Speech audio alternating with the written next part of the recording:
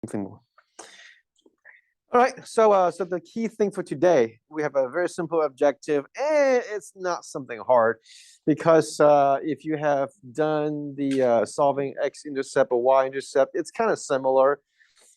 So you have only one job here, okay? All you see here, they are equations. Your job is to find out the unknown, get the variable by itself. So it's like, I like to put it like, how do you unbox a present? Okay, you have all the wrappings, you have all the packaging. You just unbox it and remove the layers one at a time. Okay, so now what I want to emphasize here is this: when you look at this equation, is there a little voice that guides you and tells you what you are about to do step by step? Like, for example, what's the first thing to do?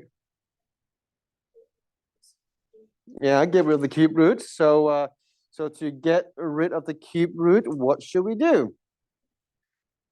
We should cube it, right?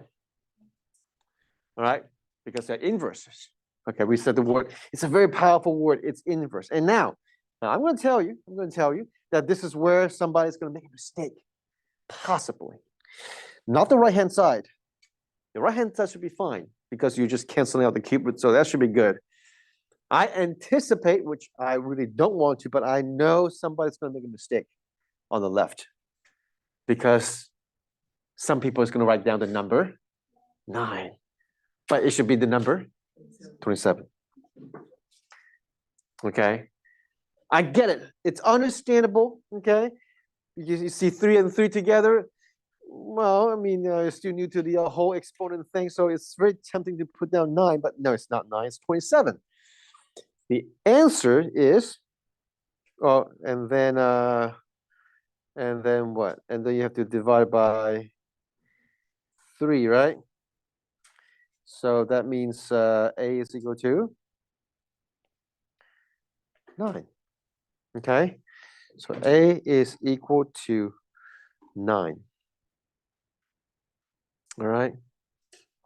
So you can see it's very straightforward. It's very easy.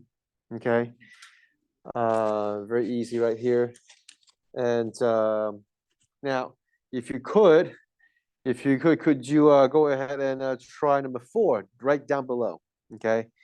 It's very similar. Number 4. Okay. Number 4 is very similar. So the first thing that we do would be to get rid of the -h. Again, your job is to remove the things one at a time. Okay, so you remove the 8 by subtraction.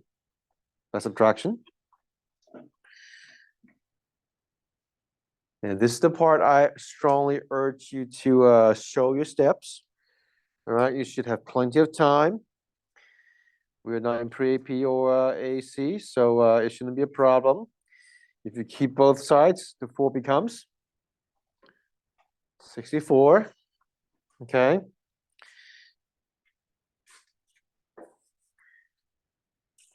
So n is equal to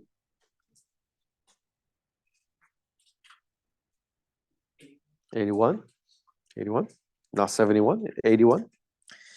Okay, so you can see it's very straightforward. Okay, just like how we did the square root equations before, we're asking the same question: how can you get the unknown by itself? And the key thing right here, it's are you able to single out the variable? Okay, procedurally. Okay, you can go ahead and try the one down below as well. Okay, go ahead, give yourself some time. Try number 7.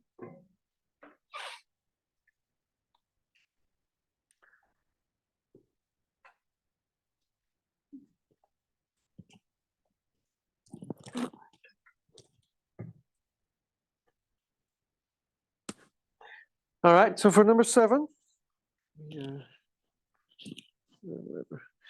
For number 7, the first step is to, I'll move the 2 over.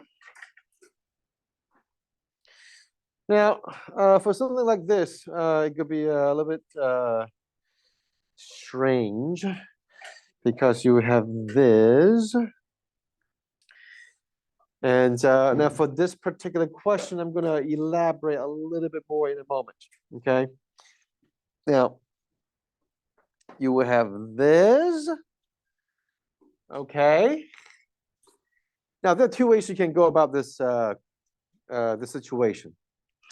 One thing is, I think what we have been doing, just take a square root on both sides. So what will x equal to? X will equal to 2 and plus or minus 2. Okay. Now, so this is the usual way, the more of a algebra 1 kind of way to solve this problem, which is okay. Okay. Just make sure that you know how to, you know, consider the negative answer. And this is actually where you think about the even odd thing, but I think things can be done a little bit easier. So this is actually something I want to show it to you. Now, let me put this aside for a moment. Are you ready?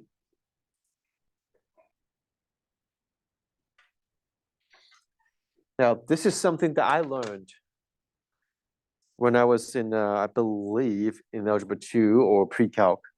It was late, okay? I was late to the party. You do this. Why? What can you do with x squared minus 4? What can you do with x squared minus 4? You can factor to what? Mm-hmm. Now, if you do this, you can actually guarantee yourself that you've got the 2 answers.